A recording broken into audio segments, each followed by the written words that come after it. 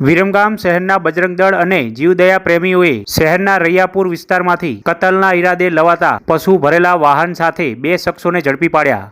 કતલના ઈરાદે લઈ જવાતા પશુ સાથે પોલીસને સોંપવામાં આવ્યા હતા. ટાઉન પોલીસે 2 શખ્સો સામે ગુનો દાખલ કરીને વધુ તપાસ હાથ ધરી.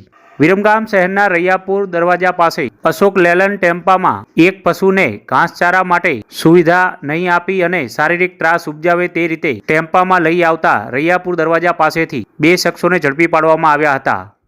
ટાઉન પોલીસે સાજિદભાઈ ઈસફભાઈ ઘાંચી રહે નૂરી સોસાયટી તેમજ કાદરભાઈ ઉર્ફે રત્નાભાઈ લાલાભાઈ મીર રહે દસાડા સુરેન્દ્રનગર નાઓને ઝડપી વિરમગામ ટાઉન પોલીસે ટેમ્પો તેમજ પશુ સહિત કુલ કિંમત ₹3,50,000ના મુદ્દામાલ ઝડપી પાડવામાં આવ્યો હતો. ટાઉન પોલીસે બંને સામે ગુનો દાખલ કરીને વધુ તપાસ હાથ ધરી છે.